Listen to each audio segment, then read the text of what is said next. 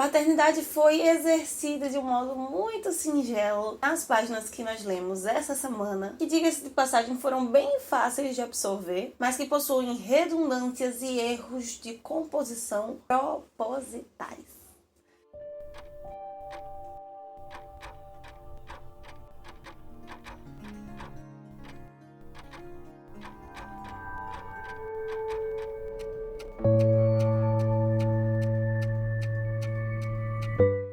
O que temos para hoje, Sanches e Dulcineias? Eu sou a Larissa Bertolino. Você está no canal Uma Garota Quixotesca, onde nós tratamos de literatura, sempre partindo de gêneros, pressupostos, ideias, sugestões que saem de dentro do nosso queridíssimo Don Quixote de La Mancha. E mais especificamente, você se encontra no episódio de número 13 da nossa jornada de leitura conjunta de Ulisses, do James Joyce, o último vídeo desse mês de novembro. Agora só nos faltam 2 capítulos para nós terminarmos nas primeiras semanas de dezembro. E essa semana nós estivemos lendo o Eu Meu, que vem após o capítulo mais extenso que nós tivemos, então deu uma certa descansada nessa leitura. O que é que você faz de madrugada quando seu amigo aparece bêbado? Alimenta para aliviar a ressaca, dá um banho nele, impede que ele se mate. Então isso é o que o Bloom fez com Stephen Dedalus essa semana. Então foi um capítulo fácil, engraçado em uma certa medida por essa situação, mas ao mesmo tempo muito singelo, muito doce, porque de certo modo o Bloom, né, que viu o filho na semana passada dentro da ilusão, ficou ali mexidinho, vai exercer um pouco dessa paternidade com Stephen Dedalus, que é esse cara que tem um pai vivo dentro de casa, mas ausente. Pra pensar nisso, a tabela do Stuart Gilbert essa semana foi muito importante, porque nós tivemos o corpo, os nervos, que de todo mundo aqui vai estar alterado, tanto pelo alto da bebida, ou alguns pelo alto do café, outros pela quantidade de açúcar para tentar controlar essa glicose pós-bebedeira. A arte e o símbolo vão se conectar muito bem, porque a arte de navegação, os símbolos são marinheiros, eles vão estar ali com marinheiros, vão estar tratando dessa temática na conversa, mas também de navegação, porque o Bloom parece que está tentando conduzir o leme desse barco à deriva, que é o Stephen bêbado. O Bloom leva o Stephen diretamente para o abrigo do cocheiro de Bridget, que é onde estarão alguns diversos personagens que aparecem aqui unicamente nessa primeira vez, alguns com nomes, outros apenas descritos como marinheiro número 1, número 2, número 3. Todo o capítulo é a conversação desses personagens nesse abrigo e a tentativa do Blue não deixar o Stephen se matar. De todos os personagens novos, o que mais me chamou a atenção foi o Murphy. Ele é um cara bem vaidoso, né? Já passou por muitas cidades na Itália, na Espanha, dentro desse seu trajeto como marinheiro. E essas são 2 culturas que serão bem importantes e interessantes para conduzir alguns debates, algumas perguntas aqui, tanto voltadas para o ponto da arte, quanto voltadas, conduzindo um pouquinho mais ali para questões sociopolíticas. Vamos conversar sobre relacionamento, né? Níveis e diversos tipos de relacionamento. Só que lembrando, ao mesmo tempo que sairão conversas e frases e assuntos muito interessantes, sacadas muito pertinentes, são bêbados conversando. Então tem hora que não vai sair nada com nada e é simplesmente uma conversa sem pé, sem cabeça. Um paralelismo interessante que também vai ser retirado da conversa, não sei se você percebeu, é o Bom Samaritano. Eles falam rapidamente do Bom Samaritano. O debate continua maior sobre o Bloom, o modo como ele se enxerga, a força da cultura, da tradição judaica dentro dessa identidade, né? O que a gente já tem visto, a imagem de Cristo, a pessoa, a representação histórica de Jesus Cristo, como isso se reflete um pouquinho nessa atitude do Bloom pro Stephen, né?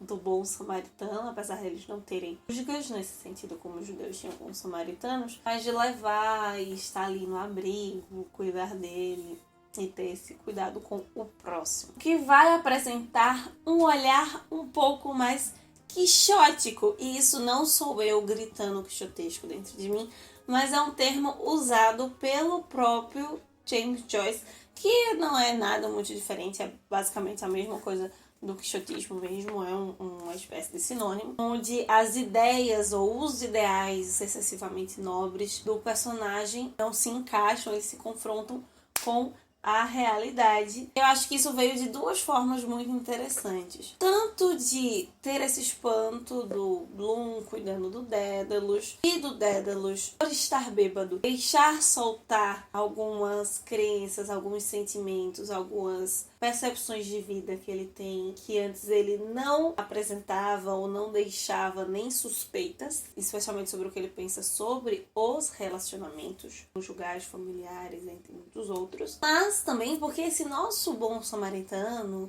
esse nosso Dom Quixote que tá cuidando do Stephen, tá sendo tão bom, tão maravilhoso, um pai tão exemplar aqui para esse jovem. Nas semanas anteriores nós não vimos com atitudes muito nobres. E aí a realidade está sendo confrontada de diversas maneiras agora. Mas o bom samaritano também se relaciona um pouco com o Eumeu. O Eumeu que dá título a esse capítulo e que na Odisseia é um personagem que vai conversar com esse ambiente, com o cenário também do Joyce. Já que eles estão ali no abrigo dos colcheiros, dos condutores de carros, que eram naquele momento ainda conduzidos por cavalos, e o Eumeu é um guardador de rebanhos. É interessante essa diferença, ele não é necessariamente o pastor, é o guardador, ele quem abriga os animais, que cuida dos animais, é onde eles estão, né? Esse abrigo do colcheiro, daqueles que estão conduzindo os animais, e agora eles estão ali, as pessoas também, que são os marinheiros, os colcheiros, essas pessoas que estão em travessia, em transição, em deslocamento, como o Bloom e o Stephen param para ficar ali um pouquinho abrigados. E o Eumeu vai exatamente receber essa pessoa em transição, que é o Ulisses, ou o Odisseu, e ele vai proporcionar, então, com o Odisseu ainda disfarçado pela deusa Atena, com que ele reencontre o filho. A primeira vez ele traz o Telêmaco até o seu abrigo, e ali pai e filho se reencontram e vão planejar as estratégias para retomar suas posses, afastar os pretendentes de Helena e voltar a ter a sua vida como antes. No caso do Ulisses do Joyce, nós temos essa espécie pós-reencontro, né? O Bloom encontra o filho com 11 anos na alucinação e o reencontra agora na figura do Stephen Dedalus, cuida dele, mas o disfarce que a Atena proporciona nesse momento, nesse caso, ele é invertido. Ele não acontece. Talvez se ele existisse por conta da bebida, ele é retirado. E aqui nós vamos ter colocações, talvez exatamente pelo fato deles estarem bêbados, muito claras, sem muito rebuscamento de linguagem como em alguns outros capítulos, sobre debates religiosos, e não só sobre a condição do judeu ou essa relação que ele faz de judaísmo e cristianismo. Eles dão um exemplo da Espanha, né? Países que perseguiram determinados grupos religiosos acabaram não progredindo em determinadas circunstâncias, não avançando tanto enquanto nação. Por outro lado, países que abraçaram o protestantismo, que promoveram a liberdade religiosa, cresceram, se desenvolveram cultural, socialmente, politicamente. Eles vão tratar da ópera, né? Mozart vai ser evocado aqui várias vezes por falar sobre Espanha e Itália. Vão aparecer trechos de ópera no Ipsis Literis em italiano em alguns momentos do texto. A Marion, como cantora de ópera no seu período solteira, antes de casar com Bloom, é evocada aqui por outros personagens, que me traz muito mais curiosidade para saber sobre essa mulher, para chegar no capítulo onde nós vamos ter a voz dela, né, ela apresentando a situação, que junto com as últimas coisas que nós lemos, me faz desconfiar ainda mais do Bloom. As novas formas de comunicação. Aqui, quando o Bloom questiona e vem novamente alguns aspectos da publicidade, do seu trabalho, não é necessariamente com a sua crise de identidade, mas traz pinceladas de apetrechos, de coisas, de formas novas que estão sendo inseridas no mercado, que já estão consolidadas, digamos assim. Aquele cartaz sanduíche que as pessoas, né, colocavam assim, como se fosse um tripézinho com a pessoa no meio. Dá esse vislumbre também de como as coisas estão mudando ali no início do século XX. E eu consigo lembrar, talvez, até então, o assunto mais polêmico nesse capítulo, junto com esse viés de política, de arte, todas essas coisas vão convergindo para um determinado assunto, é a eugenia. Nesse momento fica muito claro, ele usa termos próprios dessa visão. Não é simplesmente o Bloom se encarando ou percebendo a sua etnia através do olhar preconceituoso da sociedade ou de um indivíduo ou outro, mas como uma política mesmo, a destruição, ao descrédito e colocar uma raça como superior à outra. Muito o impacto e o conflito dessas ideias vem por conta da bebida. É engraçado como, por estar de madrugada, muitas dessas pessoas nos abrigos estão bebendo café. Fica um pouco a diferença entre aqueles que estão bebendo café e os que já estão cheios de álcool, como o álcool que solta tudo. As pessoas se colocam ali como uma lição sem filtro, falem coisas que elas não falariam normalmente. E o café, quem bebe, quem está bebendo café, trazendo a lucidez, trazendo reflexão e cuidado com as suas falas e tentando não só se policiar com o que está falando, mas de fato pensar sobre aquilo que se está falando. Por mais que esse capítulo seja muito claro, em alguns pequenos momentos as ideias ficaram um pouco confusas, exatamente por termos personagens bêbados, por essa forma de construção de conceitos um pouco divergentes, esse choque de preconceitos, especialmente dessa realidade imaginária, né, desse ideal como uma realidade factual, como a vida, como ela é. Ao mesmo tempo, ele aparta, ele conduz não só para uma facilidade de linguagem, mas até mesmo para banalidade, para praticidade de determinadas questões ou de como o diálogo e o cuidado do Bloom com o Stephen vai sendo conduzido.